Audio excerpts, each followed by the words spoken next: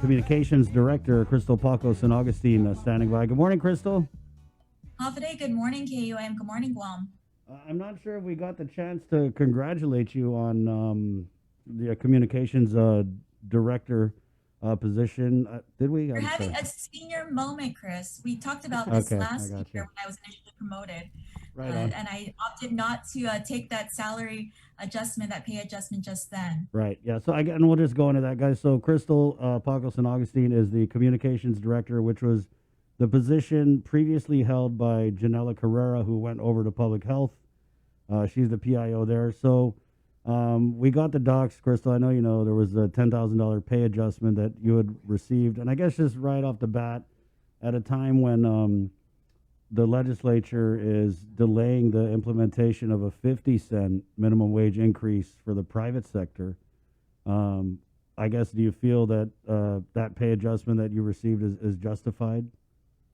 Most definitely. Number one, I am making the same salary now that my predecessor was, and also now, I want to note that Adelup continues to operate at a budget lower than our predecessor. We have to do more with less, especially now in COVID times, where reporters aren't able to come and witness something firsthand. We're having to telework. I've never teleworked actually. We've also had to put out more information with messaging, not just now day-to-day government operations, but always we still have the pandemic that we're messaging. The not only testing, now we are really pushing forward with messaging on vaccinations, and the work continues. And I want to say that I have a very small communications office, and so yes, I do feel my pay adjustment is justified. Again, noting that I am making what my predecessor made. I am filling that vacancy. What would you say though to those people? Because we're all doing more in this pandemic, right? But a lot of people who are doing more aren't getting more pay because they're sacrificing. And I'm not saying you didn't sacrifice, because I know you've been doing this job for since Janella left. So there was a period where you were earning the pay that you had previously earned. So I guess what would you say to those people? Do you feel like you sacrificed, or that people can say, oh, she shouldn't get a pay adjustment because it's tough times? Well, I think you know me, KUAM knows me. People of Guam that do know me will say that. I think they would argue that I am worth $75,000. And I guess again, and again, there's a comment here because we just saw, and I think it was in the post, that the judiciary is planning reduced work hours, and governor given raises. Do you think it's a raise? I don't see it as a raise. More responsibilities, most definitely. Again, this is the what my predecessor made. This is we continue to put out work. I really don't see it. Again, Adelup continues to operate with a budget less than our predecessors. We have fewer staff here. I don't see an issue. And I guess we'll just kind of go down the line because you'd come out with a release yesterday, and there has Hmm. been some hiring that we've covered. I want to say, going back to, there was Sarah Thomas Netty Dog, who was hired for um, well, OHAP, Office of right, Homeless right, right, Assistance and yeah, Poverty Prevention. We do have our recovery office. uh huh. That's David Cruz. Who else? We moved Edith Pangilinan to Guam Housing Corporation, and they're working collaboratively with our other housing agencies and DOA to stand up our ERA program, the Emergency Rental Assistance Program. And so, yeah, there has been a bit of change in our leadership here, but again, Governor Leon Guerrero believes in putting talent where the talent is needed. What So if about you want me to go down that line, no, no, it's yeah, Bernie yeah, Guinness. yeah. Go ahead. It's Bernie Guinness. She is now filling that vacancy that was left by Edith, who is now at Guam Housing Corporation. So Bernie Guinness is now the Department of Administration Deputy Administrator. Ricky Orsini is filling that vacancy from Carlo Branch. She's now our policy director. And Logan Regis, of course, I know you paid special attention to him, digital engagement manager, especially now we're working with COVID times and post-COVID times, where the expectation is most of us are online and using technology, and really pulling a page from the KUAM's playbook, because you guys have done a fantastic job at really embracing media, social media, and those platforms. We want to be like you. And so that's Uh, really what part of this Crystal, job is. I, I, I've given special attention to it because I feel like at this time hiring someone to post stuff on social media for $65,000 a year, when nurses get half that, when it takes teachers decades to achieve that. pay level. Because when I look at the social media, I mean, in some ways, we're trying to catch up with you guys. Like, I can't even watch YouTube without uh, getting interrupted by these infomercials from the governor's office. So I just felt like you guys already have such a strong social media presence. So who was doing that, and are they no longer with the governor's office? And is that kind of That was Logan's? me. Oh, okay. That was me, myself, and I. So you're not And doing so that I definitely anymore, need help. I need help. right? I need help, Chris. You want to come down here? But I just, Jason too. Jason actually, you actually would be also ideal for this position. Right. And communications, as we all know, all of us, all of us in the Zoom room right now, communications, as media knows, is important. We have just about a staff of 5 people, and we're doing everything. For most part, I was doing all the social media. Compare that to the previous communications staff, who had double the staffing than what we have right now existing today. And now we need to communicate more with less, especially with the pandemic. And we want to make sure that we're properly communicating, our services, the aid and the grants available to the public, especially as we move towards recovery. And I want to note that when I spoke with Logan earlier this week, when he came in on Monday, he really wants to build an ecosystem, a digital ecosystem of sorts, because right now our social media talks to people, but it doesn't allow people to talk to us. It's not as favorable for having people talk to us. And a lot of people are intimidated by government or seeking out services from the government. So I want to say that I was managing all the social media for the last 2 years of our administration. A lot of people turn to Facebook Messenger to reach out to the governor. Maybe they don't know where to find this information, or they don't know where to get help, or no one answered the phone. And so I was going in one by one, answering messages. Social media, also Instagram, people talking back to us, and we're not able to fully engage with them. So that's part of Logan's job. But the bigger picture is this administration really wants to take us well into the 21st century and beyond. We want to have the infrastructure like the Guam legislature has. They have an AV department, and they're able to broadcast on YouTube Live. They're able to do more than we can. And we're the executive branch, and so we should really be leading by example. Also, I just really, Logan, one of the first tasks I wanted him to tackle on was making our website more user-friendly, ensuring it loads, that you can find all the documents that you need. If you ask a question as a member of the media, I want to be able to give you a link and you be able to find it. And so even with the public health website, if you don't know what you're looking for, you might not be able to find it. And so we want to make it more user-friendly. Again, we want to make government more friendly to our people. And a lot of people won't call, or they get frustrated calling a government landline, or not knowing who to call or what agency to seek out the service. And so social media has been that. And also, I want to note that with our vaccination efforts continuing, we're going to need to start targeting younger people, especially as we start lowering the ages for vaccinations. We're starting to need to engage them, get them involved.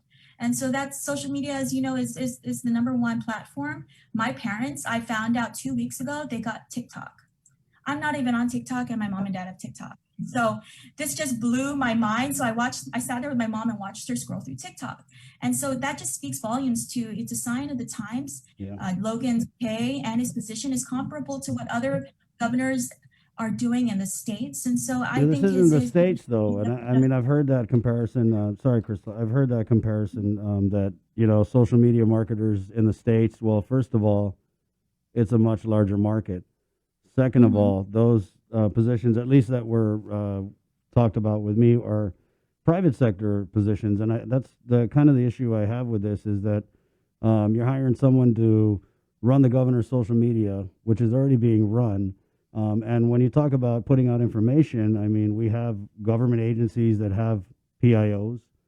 You guys have, PBS, and not really just singling in. I just think that this kind of hire just highlights other issues that people have with the communication strategy of the Office of the Governor, which to me, it seems like you guys are really migrating towards a one-way communication on social media, where, for example, we don't get the governor on this show, but we get these video messages that you guys like to put out. But the problem is, the people of Guam, the media of Guam, you can't ask a video message a question.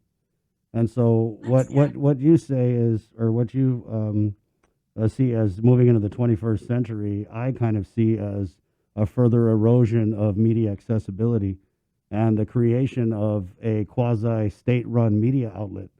I'm not saying that we're the Chinese government, but you know what I'm saying, Krystal. I mean, and then given all that, we have agencies that put all this information, and I just kind of see it as like when I look at the governor's Facebook, there's some information there, but most of it is kind of designed to puff up the administration, which I mean is politics. I get it, right? And that's why I think people kind of have a problem with this is because they see it for maybe what it is, which is we hire a guy to um, increase the governor's social media game ahead of the election. Well, I disagree. I want to note that our directors are in heavy rotation on all of the media outlets. Right before me, you had Lonnie Brennan from the Department Right, of right, Youth right. Affairs, who's now subbing in at Child Protective Services. I think right after me, you have Edward Byrne. We have been so accessible. I mean, I know that the press conference is one issue that you have. And Yeah. again, that's on an as needed basis. But if you needed information, all our directors are readily available to you. Most of your show actually is our directors, Right. our Yes. directors, our deputies, our advisors. Most of your show is our government officials. So I would argue against you that when you argue that we're not being transparent. Uh, other than that, I didn't say you weren't being transparent. I said there's no accessibility to the governor, which is I think yeah. she's very good at answering questions when needed. I'm her mouthpiece. I'm able to speak on her behalf. And when you ask a question, I do my best to get back to you or to get that information or direct the right person who is the subject matter expert. And I think all the media would agree with that as well, is that if I don't know the answer, or if I'm not able to get the governor for you directly, that I'll get you the director or the person in charge to help you get that information that you need. Okay, we're just gonna kind of go round and round on this. Why don't we just agree to disagree? I Okay, just check out happy the Friday. comments. So again, we have facing $100 million shortfall, and you're maintaining that. Yeah, we're hiring these people. We're paying them 80, 90, 65 grand, whatever. But you're still under a budget. Do you feel that people can argue that if you're coming in under a budget, maybe we need to do more to cut that budget, like maybe the But the judiciary? expectation is more. The expectation is more. What does that mean? I want to give the example of the Department of Administration, for example. They had to telework, but they had to do more. They were administering all the different programs, program on Salapi and all the other initiatives, yet they were charged, I mean, they had to do more with less. And that's the same expectation here. Again, I was the one running most of what you see existing that's mostly me. I need help especially as I take on new responsibilities as the communications director. And I want to remind people that Logan's job is not just social media, not just posting photos or videos or the like. His job also includes the collateral duties of the Office of the Governor's Communications Department. All right. Anything in closing? I just don't see the point. I think you're on that side now, Krystal, and maybe you forgot what it's like to be on this side. But when people are out here hurting and you guys hiring people to, and I get it that that's the defense. That it's not just social media, but at some point it kind of seems like you're just lobbing a bunch of responsibilities that in an attempt to justify this salary. Which I mean, I know people out here in the private sector do the same thing for 40 grand. You know what I mean? And you know that people have a right to complain about how much you guys in the government are making. Understood. Yes, I hear you. Okay. So thank you. And if we could get the governor on, if you want to arrange that, that'd be great. Okay, let me know what the topics are so we can prepare and make sure we have all the answers. Right on. Okay, Krystal, anything in closing? What do you guys got going on today? The Spanish ship? The Spanish ship, yeah. If you look to the west today, the Elcano, in commemoration of the 500th circumnavigation of Magellan, it will be coming in this morning. Governor and Lieutenant Governor will be greeting that ship on Naval Base Guam. That's not a public event. What will be a public event or minimally public, limited attendance is Monday, which is Guam History and Culture Day. Down in Pneumatic, I understand there's a plaque presentation of sorts, and so that will be happening on Monday. We can reach out to Historiata, the Commission Historiata, for more information. But actually, what I do want to get on your radar, Chris, is the public health emergency. it will be expiring. So Governor Leon Guerrero will be signing an executive order later today to basically extend that public health emergency to now expire on April 1st, 2021. Did you have So a that's one of the things you can expect. did you have a reaction? Sorry, I know we're almost done, but Sabrina was asking me to get a reaction to GVB. I think that Jerry Perez had come out and said that the protocols in place are too restrictive, and I think basically He said what it was he was saying that, oh, nobody's going to come here because they can't have fun. most definitely. And I really think part of the holdup is us not knowing if we have that strain, those new strains yet. And while I totally respect, Governor Carl and Jerry Perez and all the fantastic work they do for our visitors bureau, our number one industry, we got to still maintain, prioritize the health of our people. And so now we're seeing so much progress, not only with our low positivity, with our low CAR score, and now with the high vaccination rate. I think that's something we can progress to, but I don't think that opening tourism and welcoming our visitors today would be the right idea. Um, Again, COVID-19 is not over. Again, we're going to be extending that public health emergency.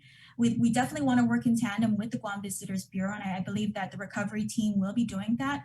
But I would be scared if we opened our doors, if we opened our borders and said, "Hey, come in." Yeah, right. We're underperforming now, but it's better that we're in control of the situation locally before we welcome community spread that was introduced by travel.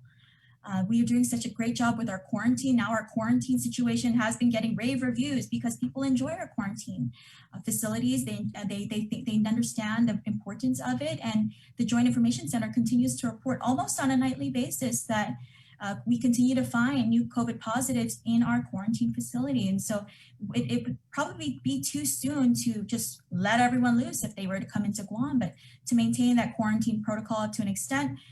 Again, we keep coming back to analyze it. And so maybe the situation will change in a few weeks, but at this time we won't be tourism has never truly stopped, but because we can't close our borders, again, the governor not having that power to close the airport, which is an FAA facility, but we do have those quarantine measures in place to make sure that the people of Guam are safe, especially as we don't know yet whether or not we have this CDC, any results from the CDC, and whether or not we have any new strains of the COVID virus.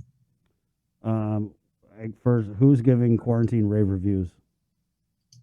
I'm getting a lot of personal ones. People who traveled the first time around early on in the pandemic, and then they had to undergo our first quarantine facility, and then they had to go off island again, and they came back. They have great reviews for the Guam National Guard, for the Dusitani, and their facilities, both at the former Outrigger and the Dusitani, the original hotel.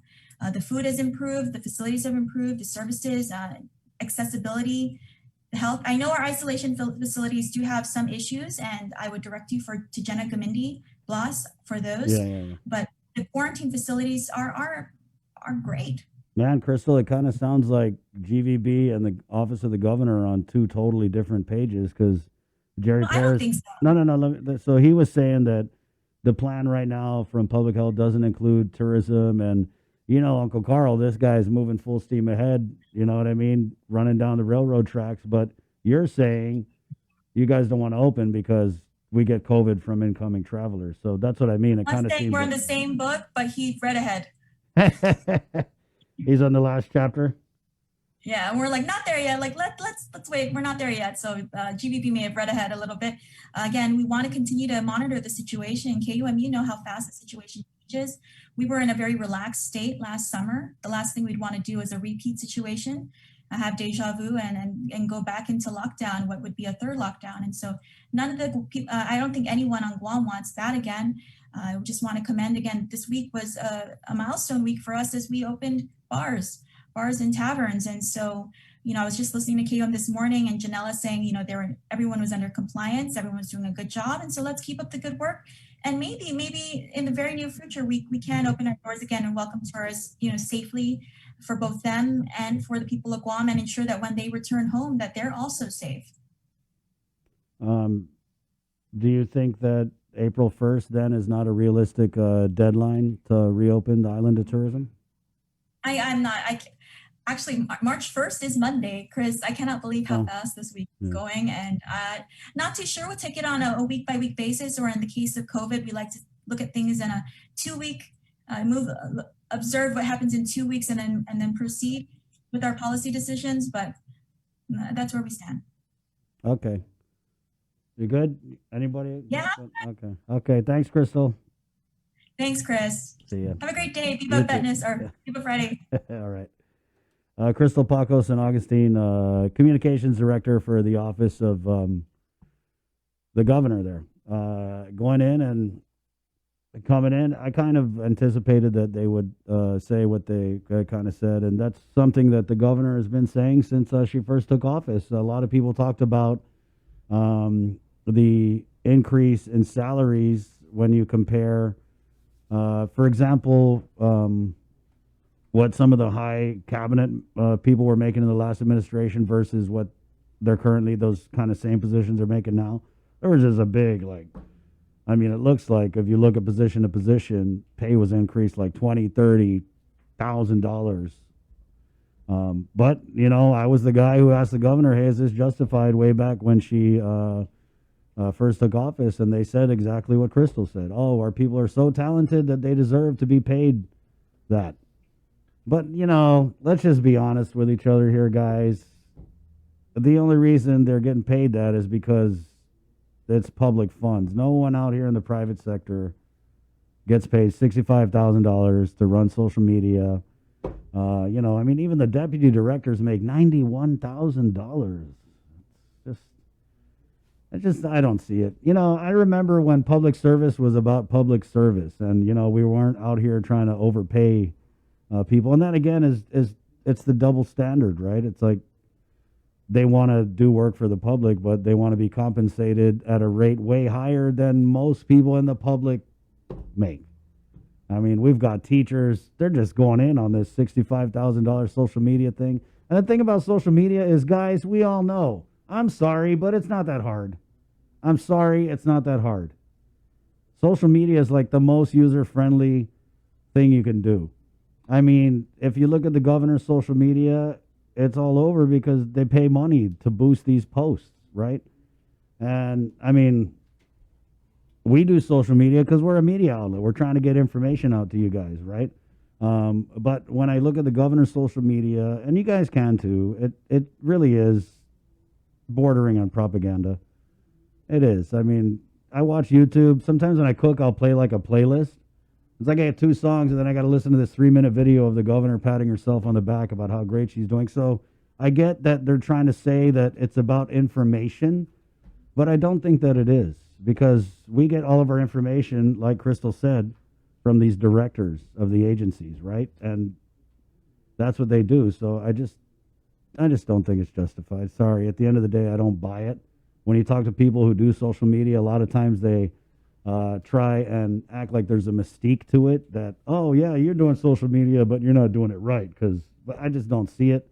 My 11-year-old is a social media guru, okay? When I get some of these directors on, and they're like, I don't know how to work that. I'm going to check your kids or your grandkids. So it's not like it's some secret, mysterious, what's that word? Esoteric, Jay? Am I using that right? Mm-hmm. It's not.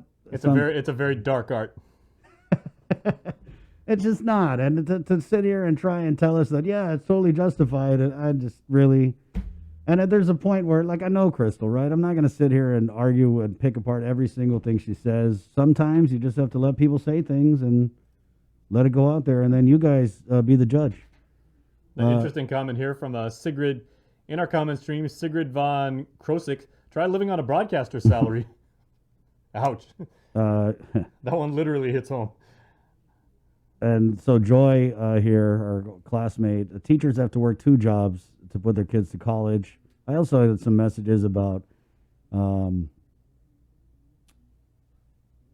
just the level of the salaries, that entry level going in. And then, you know, the other thing, and we didn't get to talk about, Krystal, with this, is I feel like there's a point where we need to announce these positions to the public. And, you know, the argument that I get is like, oh, no, governor, the governor has the authority through the Organic Act to hire whoever she wants. But that doesn't mean that they have to do it that way. It doesn't. I remember when this administration came into office, they asked for applications. You remember that? They said, hey, we're taking applications for these positions. We're looking for the best and brightest. But then they just turned around and hired all the people that campaigned for them. But it was a brilliant spin move to say we're taking applications. So I'm just saying, like, there are people out here who maybe there's a better social media digital engagement manager type person, right? But they didn't know this job was available, and this job was just created out of thin air. These deputy director positions, there's just this whole battle with the governor's office and the legislature, and any governor's office. It's the same battle they had with when Governor Eddie Calvo was in office, that they don't have the authority to tell the administration whether they can or can't hire deputy directors. They don't, but that doesn't mean the administration has to hire deputy directors. If I was governor, I'd say, yeah, it's in my authority to hire these, deputy directors, but I'm not going to because we're in a crisis. There's an impending financial crisis. It wouldn't be so hard instead of hiring these people and really coming on and trying to justify it and no one is buying it. You could easily do something to make the appearance that you're trying to save money maybe and say, hey, we're going to keep these positions vacant. But again, at the end of the day, like she said, they're coming in under budget. It's 8:02, guys. Our viewers on KUAM TV, good morning. Thank you guys for jamming with us on this episode of Link. There's a lot of great programming coming up on KUAM TV, or you can jump over to our KUAM News Facebook page. Okay. Thank you, KUAM TV. My name's Chris. For Sabrina Salas Matanani, Jason Salas, and Joe Sir, and the rest of our KUAM Link fam, KUAM TV está. Adios!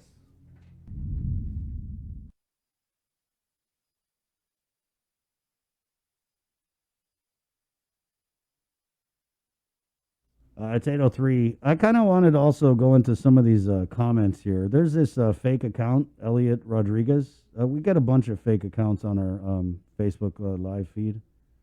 But Elliot Rodriguez is one of them. And I don't even care, guys. I get it that you guys work probably for the governor and you don't want to put your real name out there. And I value all input. But he commented here, is anyone else concerned that all major media companies are owned by Republicans? KUM is clearly Calvo, as you can tell with the guests and the stories. PDN is now Moylan. This is going to affect how issues are framed. I just want to say... not all media companies here are Republican leaning. I will say that. Yeah. I mean, and I just want to say, there's certain of our contemporaries that definitely are on the other side of the political fence. Right, so. yeah. And I just want to say, I told you guys many times, I'm a Democrat. I'm a Democrat. I'm not some far-right, pro-Trump, burn your mask, don't get vaccinated because it's going to make you grow a finger out of your throat type of guy. I'm not that guy, dude. I'm not. And I also want to say that when I was doing the news, when Governor Eddie Calvo was still in office, I did stories about the Chamorro Land Trust controversy at Barragata Heights. I pretty much got into a yelling match with the director of the Chamorro Land Trust, who was hired by former Governor Eddie Calvo. I did stories on the salaries at that time, which were actually lower than the ones now under Governor Liu. And Governor Eddie Calvo was so pissed off at the story that we did here on KUAM, which is supposedly controlled by the Republicans and whatever. But he was so pissed at the story I did about his cabinet salaries that he called the other media company to complain about me. Remember that? So I don't buy this crap that, like, oh, this is being ruined by the Republicans. No. Remember, during the pandemic, okay, when Governor Liu locked us down, what media was saying stay home? What media was saying wash your hands? What media was saying let's keep each other safe? It was us. We were all in on this pandemic. And now that the dust is settled and it's time to ask tough questions again, these ghost accounts want to throw that we're somehow biased. I disagree. And that's the problem with politicians, Republican, Democrat. They will take any criticism, any tough question, and they will spin it and say it's a personal attack, which it just clearly isn't. I mean, we're just asking the questions that people want to know. I mean, people want to know, you really need to get paid $91,000? Do you really need a $10,000 pay raise? People want to know that. And the best that we can do is ask the questions, which I think we do a pretty good job of. And that's that. 8:06, guys. We're going to take a break. We're coming back with Administration Director Ed Byrne, who's got stuff on.